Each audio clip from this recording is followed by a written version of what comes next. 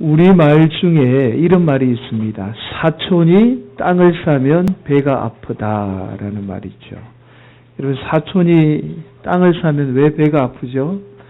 그 땅 사촌이 못 사면 내가 전혀 모르는 다른 사람이 사는데, 이왕이면 전혀 모르는 다른 사람이 사는 것보다 사촌이 땅을 사는 게 훨씬 더 좋은데 왜 내가 배가 아픈지 모르겠습니다. 여러분, 왜 내가 배가 아픈지 한번 생각해 보신 적 있습니까? 사실 이 말은 이런 말이에요. 내 주위에 있는 어떤 사람이 잘 되면 내가 그것을 기뻐해 주지 못하고 시기 질투한다라는 말의 의미죠. 여러분, 교회에서도 마찬가지입니다. 교회에 누군가 나보다 잘 되면 사실 우리가 기뻐해야 되는데 어때요? 좀 마음이 불편해요. 사실은 기분이 나쁘죠. 저만 그런가요? 아마 여러분 대부분 아마 그런 마음들이 있을 겁니다. 사실은 왜 그런가 하면 이 원죄 때문에 그래요. 우리 안에 원죄가 있기 때문에 이 원죄의 결과에서 오는 겁니다. 우리가 하나님으로부터 불순종한 죄를 범한 결과가 어떻게 되냐면 이 교만이라는 것이 자기 중심적인 사람으로 만들어요. 그래서 자기만 생각하도록, 자기만 집중하도록 만들죠. 자기가 집중되고 자기가 관심을 받아야 되는데 누군가 잘 되게 되면 기분이 나쁜 거죠. 더군다나 내가 좀 싫어하는 사람, 나에게 해를 끼친 사람이 잘 되면 너무 화가 나서 밤에 잠도 제대로 못 잡니다. 그리고는요, 우리가 이렇게 생각해요. 뭔가 있을 거야. 저 인간 저렇게 잘 되는 거 분명히 뭔가 비리가 있을 거야. 그렇지 않고는 저 인간이 잘 될 리가 없어라고 우리가 생각을 하죠. 그런데요, 오늘 본문 말씀 20절입니다. 20절 한번 볼까요? 우리 함께 봉독합니다. 내 원수가 줄이거든 먹이고 목마르거든 마시게 하라. 그리함으로 내가 숯불을 거머리에 쌓아 놓으리라. 여러분, 원수 같은 존재가 잘 되면 우리 이렇게 생각해. 꼴 좋다. 그래, 네가 나 괴롭히든지 잘 됐다. 할렐루야, 우리 하나님 살아계시군요. 이렇게 반응을 보이죠. 그런데 그렇게 하지 말라라는 거예요. 그들이 잘 되고 힘들면 오히려 그들에게 도와주고 그들에게 선을 베풀라라는 말씀입니다. 사실 어떻게 이런 일이 가능합니까? 보다는 왜 우리가 이렇게까지 해야 합니까? 라는 생각을 하죠. 하나님, 우리가 왜 그렇게 해야 되죠? 라는 생각을 합니다. 나를 괴롭혔으니까 좀 당하도록 내버려 둬야지 왜 우리가 그들을 돌봐야 합니까? 라는 거죠. 여러분, 이 사실 이번 주 우리 성도님들과 마태복음 5장 산산수훈을 통해서 사실은 새벽기도에 말씀을 나눈 말씀이에요. 주제인데 같은 맥락인데 우리가 한 번 더 좀 같이 나눠볼까 합니다. 여러분, 마태복음 5장 38, 42절 말씀인데 우리가 먼저 한번 살펴볼게요. 제가 봉독합니다. 또 눈은 눈으로 이는 이로 갚으라 하였다는 것을 너희가 들었으나 나는 너희에게 이르노니 악한 자를 대적하지 말라.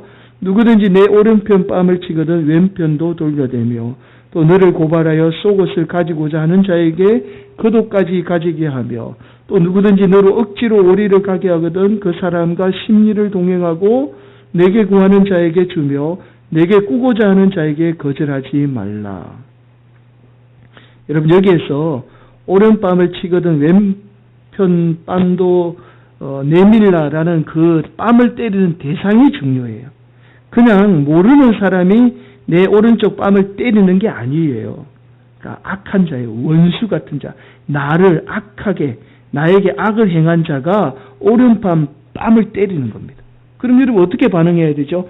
잘됐다. 내가 벼르고 있었는데 너 이참에 콩밥 먹어야지. 내가 고소하겠다. 가만 안 두겠다. 이게 반응이잖아요. 그런데 그렇게 하지 말라라는 거예요. 나에게 악을 베풀었던 원수 같은 존재가 내 오른뺨을 때리면 왼쪽 뺨도 내밀러라는 거죠. 여러분, 또 40절에 이렇게 말씀해요. 너를 고발하여 속옷을 가지고자 하는 자에게 그두까지 가지게 하며.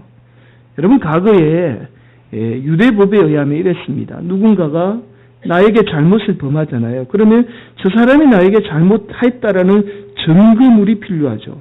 요즘은 뭐 다 CCTV가 있고 그래서 저 사람이 나에게 어떤 길 가다가 뺨을 때리면 CCTV를 통해 저 사람이 나 뺨 때렸다라는 것을 인정을 하게 되지만 과거에는 어떤 그런 시스템이 되어 있지 않잖아요.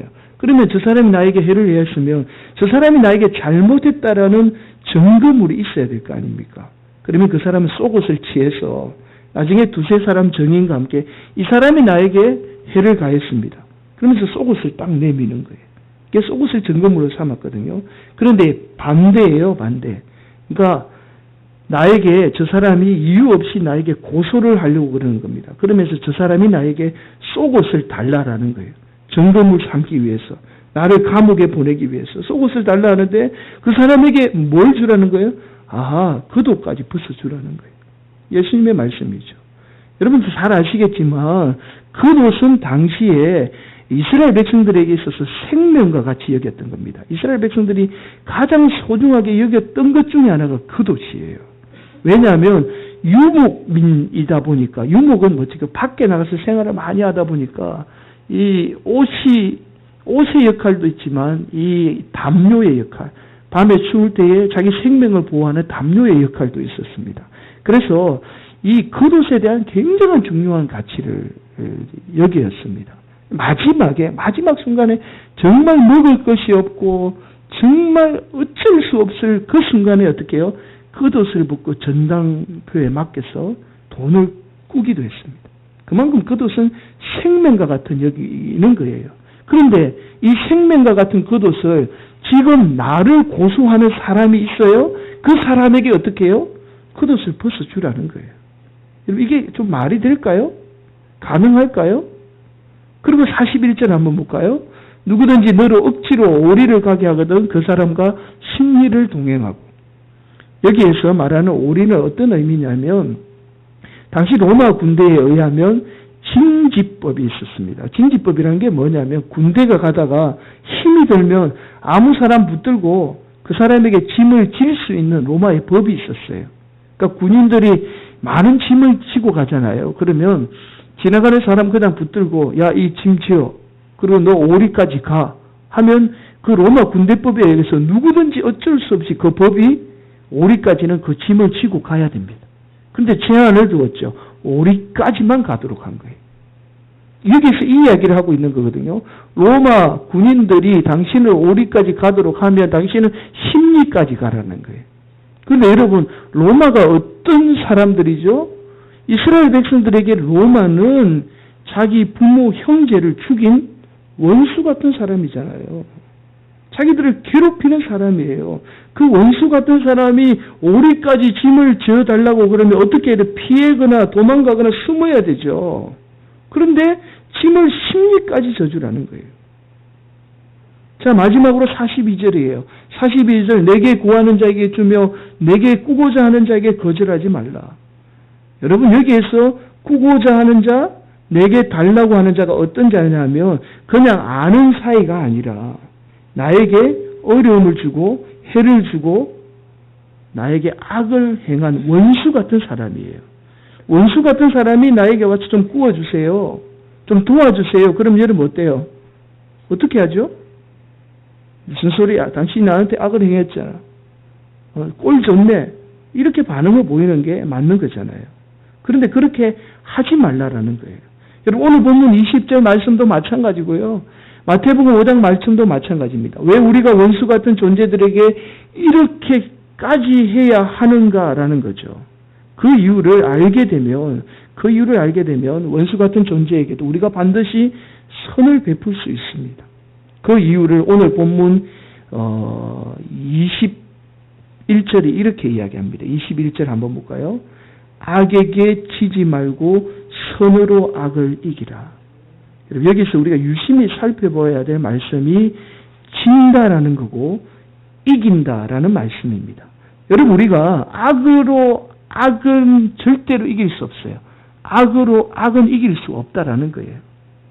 사탄 마귀는요, 우리에게 어떻게 하느냐 하면 우리가 어려움을 당하면 우리 감정이 상해요. 그 감정 상한 걸 통해서 어떻게 해요? 그 감정, 악한 감정으로 악을 갚도록 만들어요. 그러면 우리가 어떻게 되냐면 우리도 똑같이 악한 존재가 돼요. 그 악을 통해서 우리가 더 고통을 받게 만드는 거죠. 이게 사탄 마귀의 전략이거든요. 그래서 우리가 악한 사람들이 되도록 하는 게 목적이에요. 그래서 어떻게 해야 돼요? 악을 악으로 갚도록 만드는 거죠. 그런데 오늘 말씀해 보니까 악을 이기는 방법은 선으로 악을 이길 수 있는 거예요. 악은 악으로 절대로 이길 수 없는 거죠. 악은 악으로 이기게 되면 더 우리가 악한 존재가 되고 말고 그 악한 존재를 통해서 우리가 더 많은 고통을 받게 되는 겁니다. 그래서 반드시 우리가 악을 선으로 이길 수밖에 없는 거예요. 중요한 사실은 우리도 악을 악으로 갚게 되면 똑같이 악한 존재가 되고 만다라는 거예요. 이 사실이 참 중요합니다. 여러분 우리가 잘 아는 이게 반지의 제왕 영화 제가 몇 번 여러분들에게 비유로 설명하는데요. 이 사실 보면 너무나 잘 알 수 있습니다. 반지의 제왕에 보면 이 사우론의 절대 반지가 나와요. 이 사우론이라는 존재가 이 반지를 통해서 세상의 악으로 세상을 지배하려고 하는 악한 존재죠. 그래서 그 절대 반지를 손에 얻으려고 해요. 그런데 이 사우론에 대항하는 사람들이 대항하기 위해 절대 반지를 가지죠. 근데 이 절대 반지를 가지는 사람마다 어떻게 되느냐 하면 골룸과 같이 악한 존재가 되고 말아요. 그래서 반지 원정대가 이 절대 반지를 파괴하려고 길을 떠나는 게 반지의 제왕의 영화의 내용이죠. 결국 악은 악으로 맞서면 우리도 똑같은 악한 존재가 되고 만다라는 것을 이 소설은 우리에게 이야기를 해주고 있어요. 이 영화는. 여러분 어떤 목사님이 교단의 정치에 휘말려서 목회 초기에 어려움을 겪게 되었다고 합니다. 그래서 이 목사님이 작심을 하고는요. 이 부당함에 대항하기로 작심을 했다는 거예요. 이 목사님이 이때부터 목숨을 걸고요. 교단 정치적인 문제에 대해서 사사건건 시비 걸고 그것을 바로잡기 위해서 시비를 걸었다는 거예요. 이 목사님 나름은 교단을 바로 세우기 위한 의로움이 자기 안에 있었던 거예요. 그런데 차츰 시간이 지나다 보니까 이분이 글쎄 자신이 그렇게 싫어하던 정치 목사가 되어 있더랍니다. 정치 목사가 되어 있더라는 거예요. 그래서 17절 우리 이렇게 말씀하잖아요. 17절 아무에게도 악을 악으로 갚지 말고 모든 사람 앞에서 선한 일을 도모하라. 모든 사람 앞에서 선한 일을 도모하라. 여러분 이것은 예수님 은혜 체험하면 되는 문제가 아니에요. 여러분 예수님 은혜 체험해도 원수에게 선을 베풀 수 있다 그런 게 아닙니다. 여러분 은혜 받아도 원수 같은 존재는 원수 같은 존재예요. 용서가 안 돼요. 그러나 오늘 말씀의 의미 깨닫게 되면 원수 같은 존재임에도 불구하고 우리가 선을 베풀게 되는 거죠. 왜죠? 결국 우리가 원수 같은 존재에게 선을 베푼다라는 것은 그들에게 목적이 있는 것이 아니라 하나님이 우리에게 목적이 있는 거예요. 우리가 이 땅을 선하게 살아가도록 우리가 이 땅에 악한 존재가 되지 않도록 하기 위한 하나님의 놀라운 사랑의 메시지라는 거예요. 그래서 우리가 악을 선으로 이겨야 되는 겁니다. 여러분 우리가 또 선으로 악을 이겨야 하는 이유에 대해서 19절 이렇게 말씀해요. 19절 한번 볼까요? 사랑하는 자들아 너희가 친히 원수를 갚지 말고 하나님의 진노하심에 맡기라. 기록되었으되 원수 갚는 것이 내게 있으니 내가 갚으리라 라고 주께서 말씀하시니라. 무슨 말씀이죠? 우리가 선으로 악을 이겨야 하는 이유를 이렇게 설명합니다. 원수 갚는 것은 우리가 해야 될 일이 아니라 하나님이 하시는 일이라는 거예요. 하나님의 사역이라는 거죠. 여러분 하나님이 아브라함을 축복하실 때 이렇게 축복합니다. 하나님이 창세기 12장 3절인데요. 아브라함의 축복하는 내용이 참 기가 막힙니다. 한번 보세요. 너를 축복하는 자에게는 내가 복을 내리고 너를 저주하는 자에게는 내가 저주하리니 땅의 모든 족속이 너로 말미암아 복을 얻을 것이니라 하신지라. 이 말씀에 보시면 아브라함을 축복하는 자를 누가 축복하느냐 하면 하나님이 축복해요. 아브라함을 저주하는 자를 누가 저주하죠? 하나님이 저주해요. 여러분 이 아브라함의 축복은 예수 그리스도를 통하여서 저와 여러분이 그대로 받았습니다. 믿습니까? 이 축복은 그대로 우리에게 이어진 거예요. 그래서 저와 여러분 저주하고 미워하는 사람 누가 저주하고 미워하죠? 하나님이 저주하고 미워하는 거예요. 그래서 우리가 원수 갚을 이유도 없고 그 사람 미워할 이유도 없는 거예요. 왜? 하나님이 다 알아서 우리 인생 해주시니까. 여러분 아브라함의 아들인 이 이삭이 이 아버지의 축복을 그대로 삶으로 살아냈습니다. 제가 지난주 안수 집사님 가정에 이사 예배 드리면서 이 말씀을 드렸는데요. 창세기 26장에 보면 아브라함 때에 흉년이 들어요. 흉년이 듭니다. 그래서 이삭이 블레셋 땅으로 가서 살게 돼요. 블레셋 땅에 당시 누가 왕이었느냐면 아비멜렉이라는 사람이 왕이었습니다. 그런데 그 블레셋 땅에 가서 이삭이 농사를 지으니까 그 해에 100배의 결실을 얻은 거예요. 이 100배의 결실을 얻으니까 가만히 지켜보던 블레셋 사람들이 자기는 아무리 농사를 지어도 그렇게 풍속한 결실을 맺지 못하는데 이 이삭이라는 사람이 굴러 들어온 돌이 자기보다 훨씬 잘 되니까 시기 질투하는 거예요. 그리고 이 블레셋 왕 아비멜렉이 가만히 지켜보니까 이삭을 그대로 뒀다가는 힘이 너무 커져서 자기에게 해를 끼칠 것 같거든요. 그래서 아비멜렉이라는 이 블레셋 왕이 이삭을 쫓아내요. 나가라. 쫓아내죠. 그래서 이삭이 이번에는 어디를 가느냐면 그랄 지역으로 갑니다. 그랄 지역에 가서 농사를 짓기 위해서 물이 필요하잖아요. 그래서 우물을 파는 거예요. 근데 우물을 팠더니 이 그랄 지역의 목자들이 와가지고 원래 이 우물이 어떤 우물이냐면 아버지 아브람 때 팠던 우물인데 아브람이 죽고 나서 이 우물을 그랄 목자들이 다 메워버렸어요. 필요 없다 하고 메워버린 이 우물을 이삭이 와서 다시 판 거죠. 그런데 이 그랄 지역의 목자들이 이거 우리 거다. 내놔라. 우리 땅에 있는 우물이니까 우리 거다라고 그래요.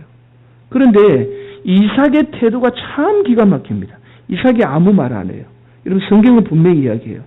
종들은 다투어요. 이삭의 종들은 다투는데 이삭은 아무 말 안 해요. 그리고 이삭은 다시 두 번째 우물을 팝니다. 두 번째 우물을 팠더니 이번에도 또 자기들 거라고 내놔라 그러는 거예요. 그러니까 이번에도 이삭이 다시 그거 양보하고 세 번째 우물 파잖아요. 그래서 세 번째 우물을 판 거예요. 근데 결국에는 이 그랄 목자들의 시기 질투 때문에 어디로 가냐면 브엘세바로 올라갑니다.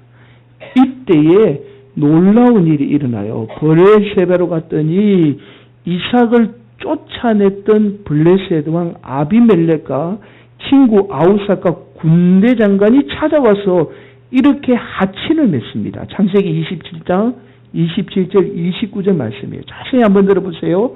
이삭이 그들에게 이르되 너희가 나를 미워하여 나에게 너희를 떠나게 하였거늘 어찌하여 내게 왔느냐.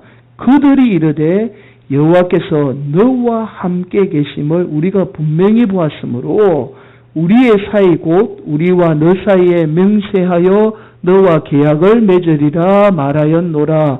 너는 우리를 해하지 말라. 이는 우리가 너를 범하지 아니하고 선한 일만 내게 행하여 내가 평안히 가게 하였음이니라. 이제 너는 여호와께 복을 받은 자니라. 이런 말이에요. 내가 당신 쫓아내서 미안한데 가만히 지켜보니까 당신 축복하는 사람 하나님 축복하고 당신 저주하는 사람 하나님 저주하니까 이제 내가 우리 사이좋게 지내자. 이제 내가 축복할게. 그래서 나도 하나님께 좀 복 좀 받자. 라고 와서 하친을 맺는 겁니다. 그러면서 마지막 이렇게 말하죠. 이제 너는 여호와께 복을 받은 자니라. 여러분과 저는 어떤 사람이라고요? 이제 하나님께 복 받은 사람입니다. 이 말을 다르게 표현하면 이런 거예요. 하나님이 우리 삶 다 알아서 책임져 주신다라는 말씀이에요. 그래서 우리에게 악을 행하는 자, 나에게 어떤 어려움을 주는 자, 그들을 용서할 수 있고 그들에게 선을 베풀 수 있는 거죠. 나홈 1장 2절에 이렇게 말씀합니다. 여호와는 질투하시며 보복하시는 하나님이시니라. 여호와는 보복하시며 진노하시되 자기를 거스르는 자에게 여호와는 보복하시며 자기를 대적하는 자에게 진노를 품으시며. 하나님이 우리를 대신해서 다 보복해 주신다는 거예요. 사랑하는 성도 여러분, 나를 미워하는 자 미워할 필요 없습니다. 나를 미워하는 자 우리가 미워하고 그 사람에게 악을 베푸면 우리도 똑같이 악한 자가 됩니다. 그래서 선을 악으로 이겨야 합니다. 여러분 직장에서도 마찬가지예요. 꼭 그런 존재 있잖아요. 여러분 직장에 저 사람 왜 나를 미워하는지 모르겠다. 이유 없이 나를 괴롭히는 사람이 있죠. 직장에 가면. 여러분 가족 중에도 있잖아요. 친척 중에도 있잖아요. 꼭 모이면 말 한마디에서 나를 힘들게 하고 말 한마디에서 나를 기분 상하게 하고 그런 사람 있잖아요. 여러분 교회 안에도 있죠. 교회 안에도 있잖아요. 여러분 왜 이렇게 고개 끄덕하는 사람이 많죠?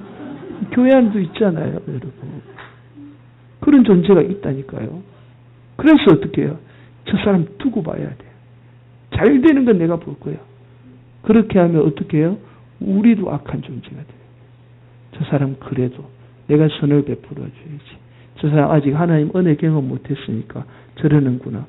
가엾게 여기고 불쌍히 여겨서 저 사람에게 선을 베풀 때에 하나님이 우리를 통하여서 그 선함을 통하여서 우리가 하나님께 복을 받게 되는 겁니다. 여러분 마지막으로 제가 호주 출신의 선교사님 그레이엄 스테인저 선교사님 이야기를 잠깐 하고 말씀을 마칠까 합니다. 인도 중부에서 이 그레이엄 스테인저 선교사님이 30년 동안 한센병자 있죠. 나병 환자라고 이야기합니다. 요즘에 나병 환자라 이야기 안 하죠. 한센병자에게 30년 동안 헌신하신 분입니다. 그런데 1999년 1월에 병원 밖에서 자동차 안에서 그레이엄 선교사와 두 아들이 불에 타 죽는 사건이 일어났습니다. 어떻게 불에 타 죽었냐면 창과 화살, 막대기, 곤봉으로 무장한 힌두 교도들이 문을 막고는 문 안에다 불을 지른 거예요. 그런 이 선교사님과 어린 아이들 둘을 한꺼번에 잔인하게 불에 태워서 죽였습니다. 결국 이 그레이엄 선교사님의 사건이 일어난 뒤에 이 살인자를 재판에 회부하라라는 이 국제적인 압력에 의해서, 그러니까 뭐 그렇게 하고 싶지 않은 거예요. 인도 정부는. 그런데 국제적인 압력에 의해서 인도 경찰들이 한 24명 이상의 그렇게 가담했던 자를 체포하게 됐습니다. 모두가 이제 힌두교 결사대원이었습니다. 그들은 민족적 종교적 신념하에서 이렇게 잔인한 일을 벌인 거죠. 그러나 이 사건이 여기에서 끝나지 않았습니다. 졸지의 남편과 두 아들을 잃은 부인 그레디스 여사가 불태워진 생명이라는 책을 발간하게 돼요. 그리고 이 사건에 일어났던 것들을 세상에 다 알리게 됩니다. 차에 불을 질렀던 힌두교도들이 체포된 뒤에 이 힌두교 지도자들이 그레디스 여사를 방문했어요. 그리고는 그녀의 아픔을 위로하고 사과하면서 살인자에 대한 용서를 청했습니다. 여러분 쉽게 용서되겠어요? 남편 그리고 사랑하는 자녀가 그 처참하게 불에 타 죽었습니다. 그것도 이 그레이엄 선교사님은 30년 동안 인도에서 자기 나라를 위해서 30년 동안 헌신한 사람이에요. 근데 그런 사람을 죽인다라는 게 그게 참 이해도 안 되고 용서가 안 되잖아요. 그런데 이 그레디스 여사가 그들을 다 용서합니다. 그리고 남편이 30년 동안 헌신해서 이끌었던 인도 한센병자를 위한 사역을 계속 그녀가 이어받습니다. 그리고 그 가족들에게 버림받은 한센병자에게 그들을 돌보고 그들을 자립할 수 있도록 바구니 짜는 법을 가르쳐주고 무료로 학교 교육을 시켜주면서 재건 농장을 일해서 일을 하게 됩니다. 더욱이 그녀는 이렇게 이야기해요. 나의 사명은 한센병자를 계속 돕는 것이고 남편이 헌신했던 사역을 계속하는 것이고 한센병자들의 병원을 짓는 것이다 라고 이야기를 합니다. 이 사건을 통해서 놀라운 일이 일어나요.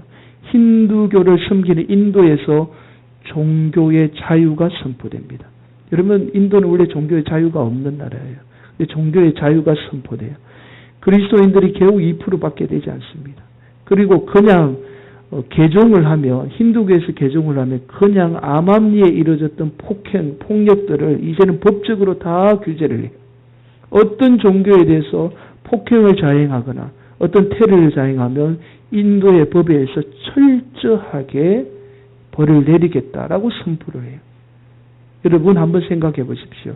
이 크레디스 여사가 억울함을 당했지만 그 억울함 속에서도 하나님의 뜻을 생각하고 악을 악으로 갚지 않고 악을 선으로 이겨냈기 때문에 이런 결과를 가져오게 된 거예요. 이것이 바로 그리스도인들이 살아가야 될 모습입니다. 우리의 사명이에요. 사랑하는 성도 여러분, 이제 우리는 여호와께 복을 받은 자입니다. 이 복을 사탄 마귀는 어떻게 해요? 자꾸만 뺏으려고 해요. 어떻게 뺏죠? 여러분이 악한 존재로 살아가도록. 그래서 그 복 받은 걸 어떻게 해요? 뺏으려고 하는 거예요. 그러나 이제 우리는 복 받은 사람이에요. 그 복을 뺏기지 않기 위해서는 어떻게 해요? 악을 선으로 이겨내야 합니다.